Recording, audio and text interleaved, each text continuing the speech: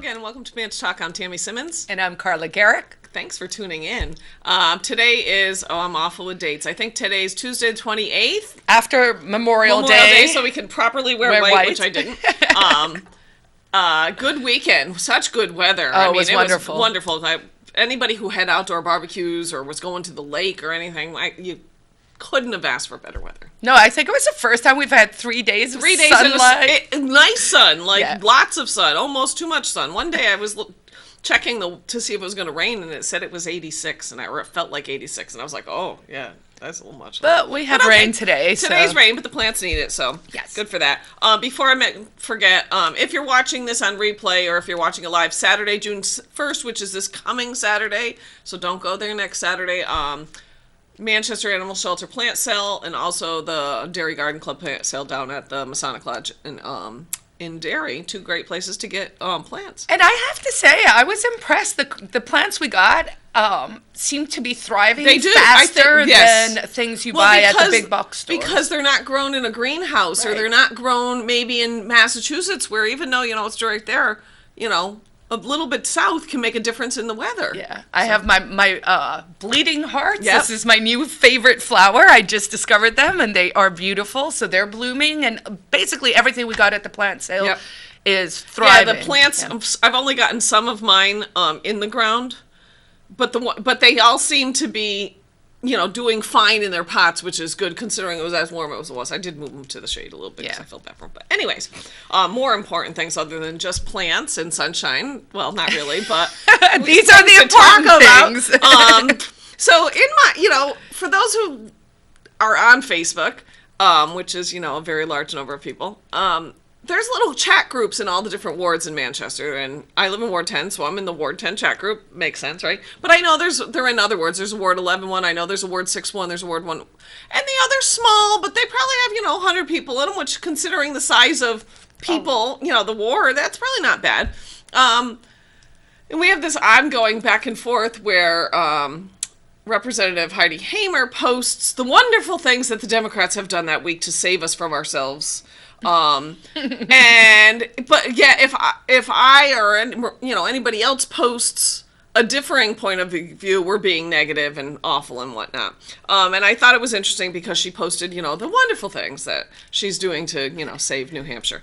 And a couple of them caught my eye because I knew about them. This one was particularly annoying to me.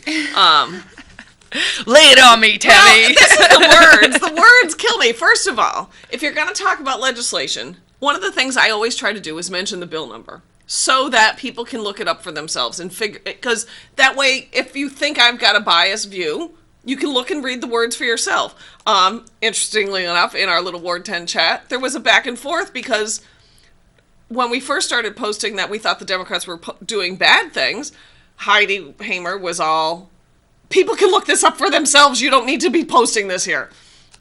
Okay, but she posts and doesn't include the bill number, so they can't even look it up. So the one that gets me, which has been an ongoing discussion in New Hampshire, is Senate Bill 67, which is relative to the definitions of resident and residency. And her take is they're protecting the voting rights of eligible Granite Staters by eliminating obstacles to the ballot for eligible voters.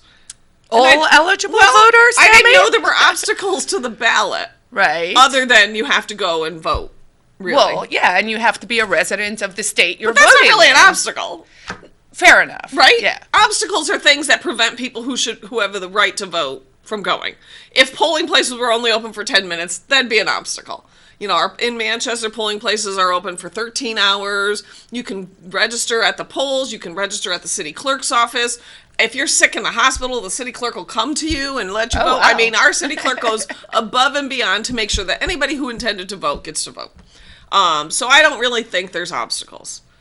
Unless, of course, you are a college student, because this is really what it's all about. Or, there's two scenarios. You're a college student, or you live in Massachusetts and you know your vote doesn't matter in presidential elections in Massachusetts, so you just drive over the border and vote in Salem. But college students don't reside here. And if they do reside here, should college students be treated any differently than you and me? So I have a question. There's been this discussion, and it's been going on for a long time, right? and very much so in the last 2 to 3 years when legislation's been going through. So I'm not sure if this SB 67 is the same as SB 3 from last time. This is, I think, reversing SB 3. Okay, so SB 3 was when they said, okay, you have to be a resident of New Hampshire in order to vote here.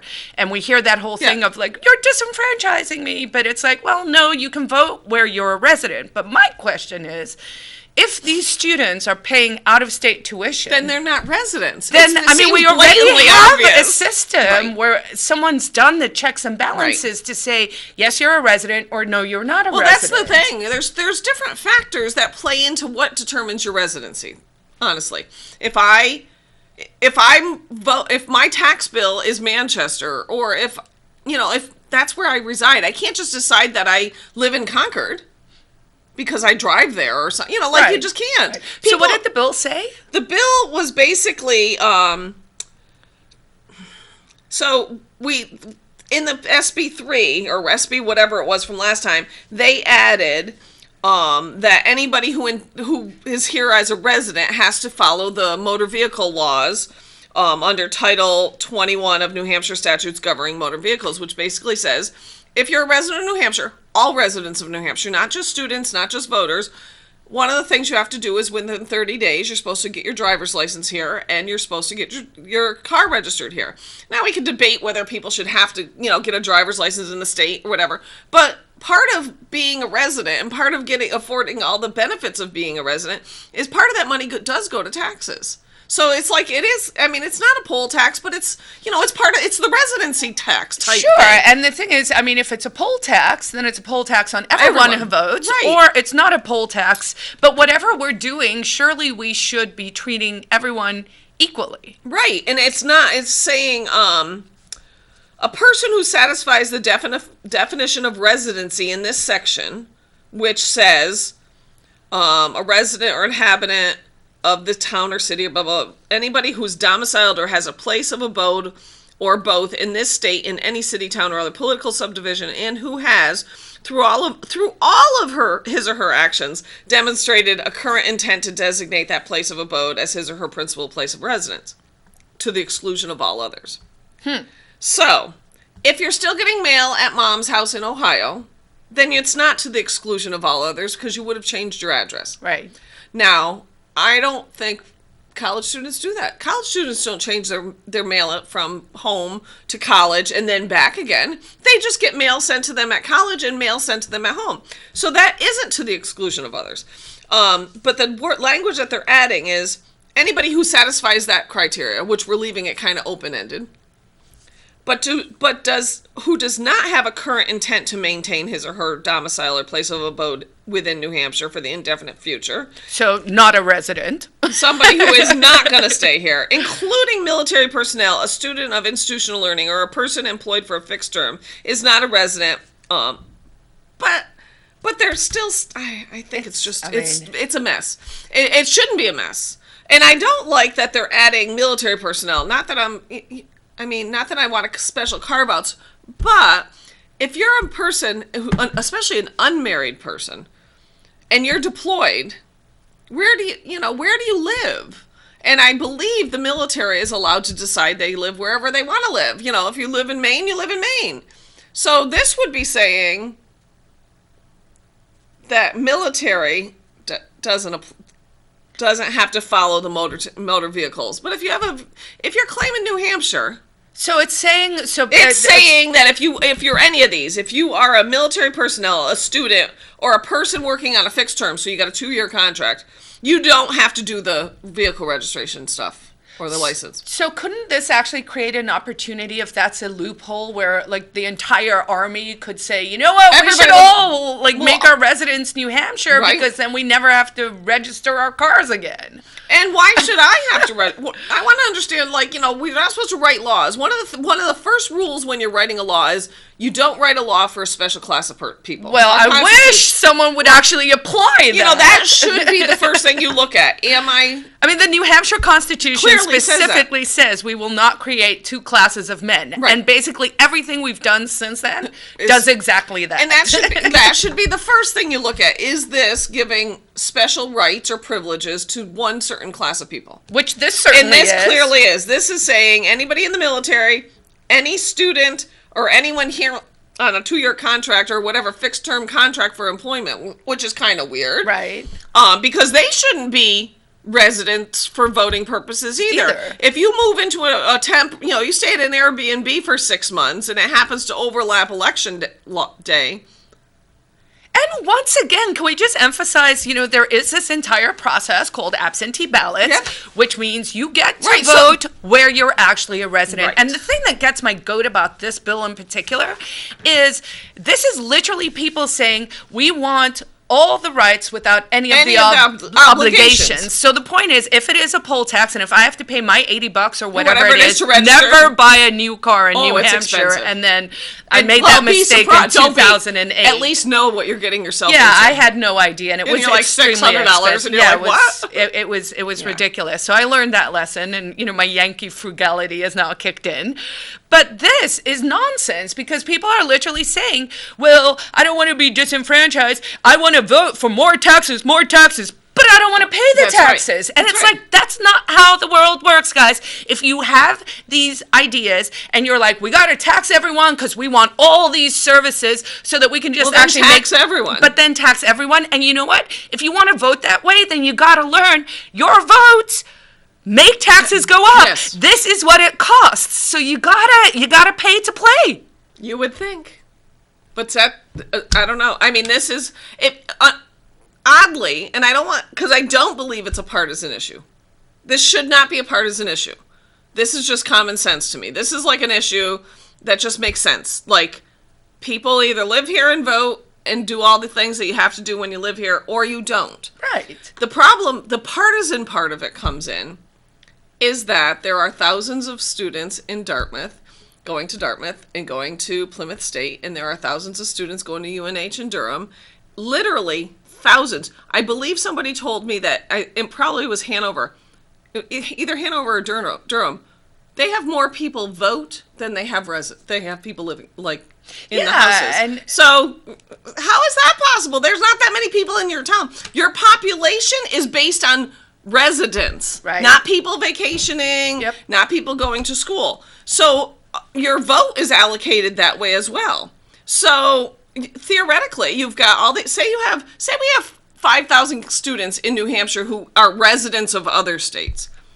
When they do the census and decide how many senators how many congressmen we get, right?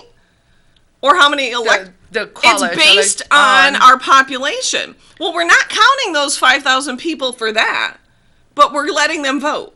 Yeah. And so Michigan gets extra congressmen, but those people don't vote there; they vote here. Yeah, it's a mess, and honestly, this is very much an example of what happens when, there's one bill, and then we try and fix a problem, and then we just make it worse, and now it's going to get worse, and this thing is going to be around forever. It's got stank and stink on it already. Well, and that's when I first served in the legislature, and you really learn really quickly how complicated some of these things are because, we have endless RSAs. Right? And the lawyers will just make... Well, I'm an ex-lawyer, so I'm allowed to say this. They will just make it worse, right? And they're not... nobody is really looking... Supposedly, the legislative assistants, they do help draft bills.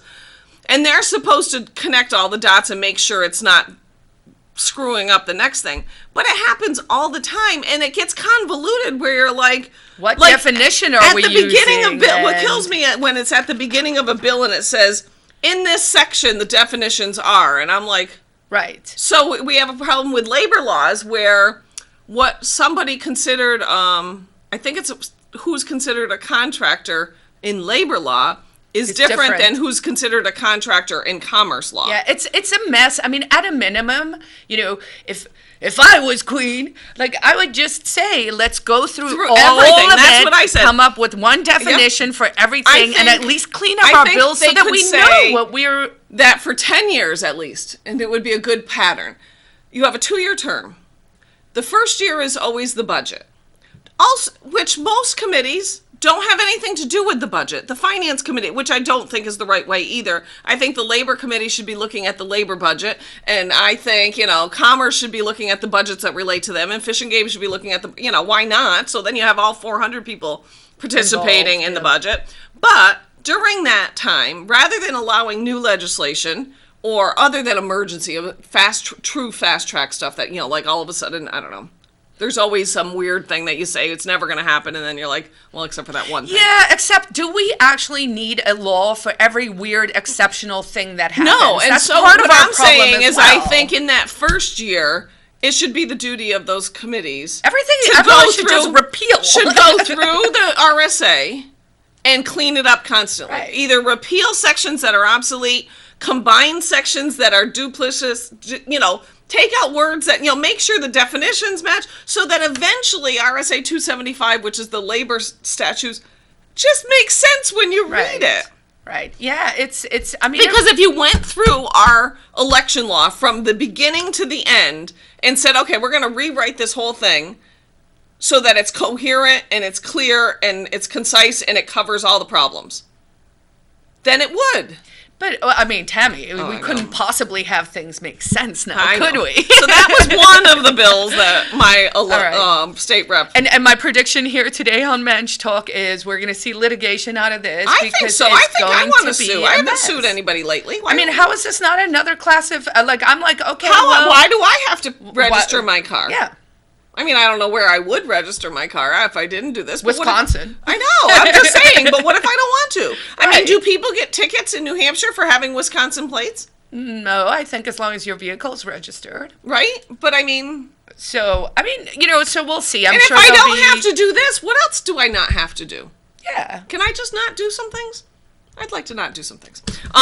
So also, one of the ones that, this is another example of the Democrats rolling back what was otherwise was good legislation, either last year or 2 years ago, and I think this might have actually been Victoria Sullivan's bill, either her bill or she pushed it through. We passed a bill to say that school districts could not require children to take non-academic surveys without their parents' written permission. I think that's reasonable. Yeah. So if your 6-year-old is going to school, I think before the school gives them a non-academic survey or questionnaire. Now, I don't know why we need to do this in the schools in the first place, but it even lists in here that they are documents designed to elicit information about a student's social behavior, family life, religion, politics, sexual orientation, sexual activity, drug use, or any other information not related to a student's academics. First, why the heck? And two, how dare you think that it's appropriate to not inform not even just inform, get permission from parents to do so. So, can you vaccinate children without parents' permission? Well, they're pushing pretty hard that you can. No, but I'm just saying, I'm pretty sure you still have to have parents' permission. Right. Yeah. Can we take them on a field trip without parents' permission? I don't think so. So a practical example of this from the past year that I heard of was there was a survey that was done, I think it was by UNH, and it had something to do with sexual orientation. It was something to do, it was definitely sort of over the line in terms of the questions you should be asking a 10-year-old or an 8-year-old or something. I was actually kind of shocked. And I remember reading things and parents were sort of upset. And I wonder if that wasn't the starting point for that. But the question is, so if you put your child in a government-run school, it seems to me we're at the stage where people are then the government owns your child. They seem to be making they seem to make far too many decisions that the parents should be making. So for what it's worth, so on the election... And because this is also questions that have to do with things like, oh, do your parents have guns? Do your parents have guns? Smoke weed? And who did your parents vote for? And then the question is, okay, where does that data go, and who is going to be making decisions on that? And quite honestly, your child's not really there voluntarily. No. I mean, you have to educate your child. So your kid's kind of forced to be there, and then we're forcing them to give us information that's not anything to do with academics. Right. And we wonder why kids aren't learning, because we're spending... This is just disruptive to me, has nothing to do with learning. And if this did somehow in some bizarre way have something to do with learning, what's the harm in just asking? Because now... Well, is it learning for the who? child, or is it learning... for the system. Yeah, and... Well, and it says, so now, and think about when you were a kid. So now, instead of having to get the signature, now it's by written notice given via the student. Okay, we all know what happens when kids get notes that are supposed to go home to their parents. I don't know about you, but they never made it to my parents. Naughty Debbie. Well, I mean, I didn't even get in any trouble, but I was just like, yeah, she doesn't need to see that. I mean, I was my own manager of my own education, pretty much. I was like, yeah, no, you don't need that one. You might need this one. This one requires a signature. You need this. It's important. It requires a signature. And this does no longer. Just just send it home with the kids, a notice that they're going to survey them. Who knows what? I just think that's awful. It's sort of an only Democrat, our too, Manchester Republicans voted against it. The only Democrat, Ben Baruti was absent. The only Democrat who voted against this was Barbara Shaw, which is not surprising because she actually gets education. And the last bill that was in this lump of, wondrous things that the Democrats are doing to save me. And this one, I guess, probably just hits home partially because I work for a small employer and partially because I served on the labor committee. This says, and they've been trying to pass this for years, when you're filling out a job application, right now it asks you, there's always a box and there's a thing that says, have you been convicted of a crime? And if so, what? And they always give you room to explain. You can't ask that anymore. So the argument from the Democrats... Don't the old government force ask that? Well, and apparently you can ask it if... you can still ask it if the employer is contracting with a government entity that requires them to ask that. So back to that two classes of things. So private employers that aren't engaged in government contracts can't ask. But if you're an employer and in this certain group of jobs for the government, they can still ask and can require it. And I'm like, so why is it important here, but it's not important here? Right. So basically, it seems like that's important information. Now, of course, I understand the motivation is probably, we've over-criminalized a lot of behavior. Right. So there are people who have criminal records who probably shouldn't, mostly with regard to the drug war. But, if you committed a real property crime, I would want to know that. Well, if I was hiring someone and I'm an accountant, I would like to know if someone embezzled money from somebody, or was in jail for fraud, or and so it's like, well, or just even if it wasn't. I mean, maybe if you're hiring a cashier, do you want to know that they were convicted of theft? Right. Those are relevant things. If you've got if you've got 100 applications, why shouldn't the employer be able to wean it down based on their own criteria that is non-discriminatory? I don't find that to be discriminatory. The actions that gave you a criminal record were your own actions. Well, I agree that we're probably over-criminalizing things, but now I also know an employer in Manchester who also used to sit on the labor committee with me, and he hires a lot of ex-cons, a lot. And he said, and he's willing to just about turn a blind eye to most crimes, especially if the person's taking the time. If you're owning up that, yes, I was arrested when I was 18 for this, that, and the other thing, okay, whatever. Except for if they involve, like, women like abuse or assault or anything, because it happens to be a restaurant and there's mostly women servers, and he's just not going to put his staff. Right. He's not going to do that. Yep. And I've actually, I know there was a documentary about Steve Madden, right? The guy who makes the shoes, like all the cool, funky shoes from the 80s and 90s. He actually ended up in jail for a white collar thing that had to do with SEC and you know, fraud and not fraud, but it was some insider trading. And he spent 2 years in jail. And when he got out, he made it part of his company policy because he met so many people in jail. He would prefer to hire people. Yeah, where he was like, I'm willing to give these second chances because these people are not actually criminals. They're entrepreneurs. They're business people. They're working, and we just unfortunately have created this system where we said we're going to criminalize this kind of business behavior, right? And I'm speaking specifically about the drug war.